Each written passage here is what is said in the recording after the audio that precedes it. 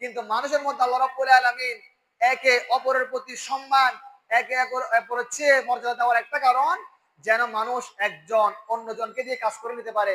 যেমন আপনি উদাহরণস্বরূপ দেখুন, আপনার যখন আপনি যখন ঘর তৈরি করবেন, ঘর নির্মাণ করবেন, মিস্ত্রিবিহীন, একজন হেল্পার বিহীন আপনার কাজ আপনি যদি করতে পারবেন না। তাহলে আপনার ঘর বাঁধার জন্য, ঘর তৈরি করার জন্য অবশ্যই আপনার থেকে মিস্ত্রির প্রয়োজন হবে, যদিও আপনি টাকার দিকে, পয়সার দিকে তার চেয়ে উন্নত।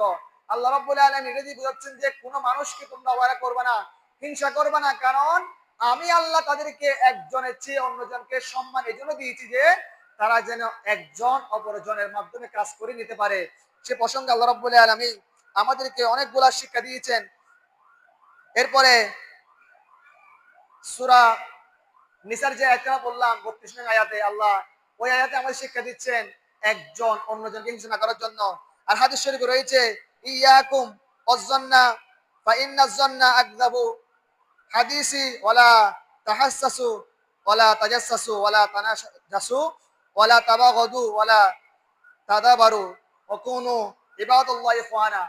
আল্লাহ রাসূল সাল্লাল্লাহু আলাইহি ওয়াসাল্লাম এই হাদিস কানা ইরশাদ করেন, তোমরা অন্যের প্রতি মন্দ ধারণা করা থেকে বেঁচে থাকো, কেননা মন্দ ধারণা জঘন্যতম মিথ্যা, এবং অপরের দোষ ত্রুটি অনুসন্ধান করো না।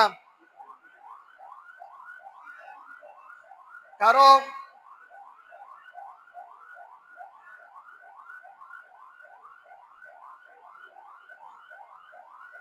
আপনারা যারা আশেপাশে রয়েছেন, এদিকে কয়েল পেটের মধ্যে আগুন লেগেছে, আপনারা যারা আশেপাশে রয়েছেন আপনারা সহযোগিতা করবেন, কারণ মানুষ মানুষের জন্য।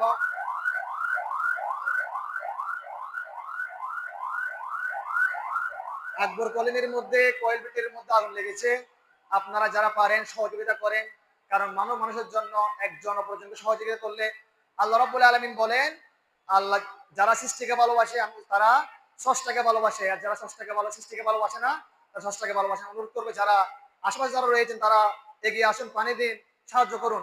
এরপর দেখেন হাদিস শরীফ আল্লাহ রাসূল আমাদেরকে জানিয়ে দিচ্ছে, তোমরা অন্যের প্রতি মন্দ ধারণা পোষণ করো না। এ কারণে যে এই মন্দ ধারণা, মিথ্যা ধারণা মানুষের জন্য সবচেয়ে বড় গুনাহ।